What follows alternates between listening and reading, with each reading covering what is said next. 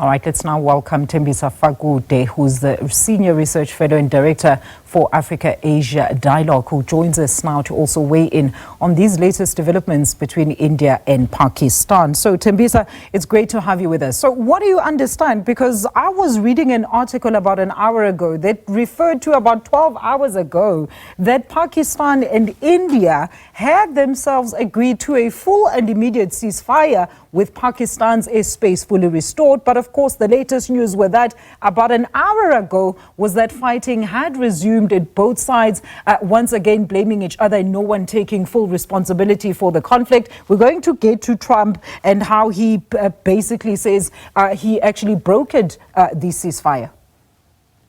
Well, I think the reports that we need to rely on at the moment are those that stated that as a ceasefire. Whether the ceasefire is holding or not is another story. But at a very high level, the two countries have agreed to halt the fighting, and we just have to see how that ceasefire is going to hold. But in the meantime, of course, we have Donald Trump jumping in and claiming that he was the one mainly facilitated that deal. But we know that according to reliable reports, both from Pakistan and India, is that two countries' top military brass had a discussion which led to this ceasefire. So, I mean, if the ceasefire does not hold and the conflict actually continues, then, Thembisa, how does it affect the greater global community, specifically for South Africa, for instance, who has India as our biggest trade as well as BRICS partner?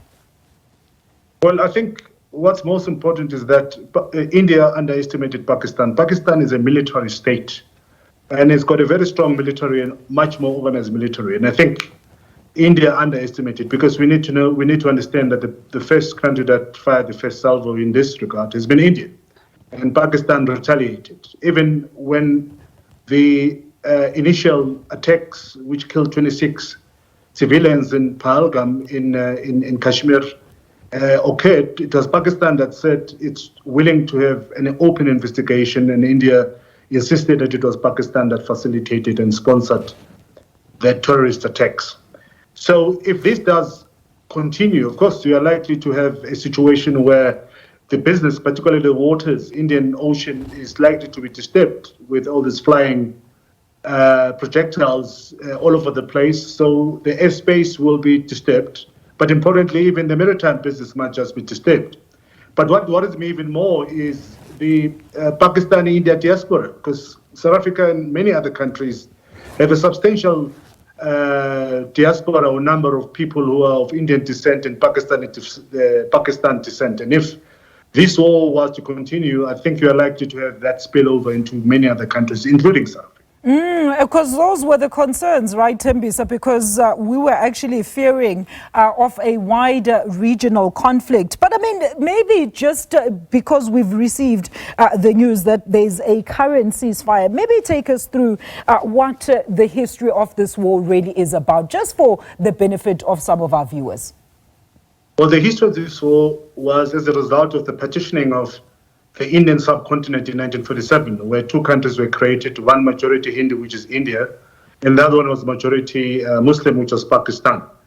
Jammu and Kashmir region was left to be administered by India, and nobody knows why, because the majority of the people of particularly Kashmir are Muslims. So if the rationale behind the petitioning was to create some sort of religious harmony by creating a Hindustan or state and creating a Muslim stan or state, was to separate these two religions, why did the British decide to leave Jammu and Kashmir, notwithstanding its demographics being Muslim, under the administration of India? And many people have argued, of course, that it was about the continual divide and rule, so that the people of that region will forever busy themselves fighting. And this is what we see at the moment. But interestingly, of course, is that these theocracies happened at the same time, whether it was South Africa in 1947 when apartheid started, which again was meant to create some sort of a Christian state governed and administered by white Afrikaner Christendom in South Africa. And in Israel, you had the same thing in 1947-48 when the state of Israel was established. So let us not forget actually who created this havoc that we see at the moment. The British did it, and they continue doing it around the world, where they divide and rule and leave small pieces of land for people to continue busying themselves instead of continuing with the development of their countries and holding the British liable for previous and historical atrocities that they committed, not only in India, but in South Africa and in other countries. So, to summarize, the reason why we're in this situation at the moment is because of the partitioning of the Indian subcontinent in 1947, which separated Hindu India and Muslim Pakistan. But, I mean, Thembisa, one then has to ask, I mean, I know you've just given a history of this war, but one has to ask, could there not have been any influence on the side of the United States in this latest conflict? Because we've seen, I mean, after those trade wars were actually announced, I mean, perceptions were that China is now gearing towards more Pakistan or being an ally towards Pakistan, whereas we both know that the United States, if was given a choice in this regard, would practically go with India.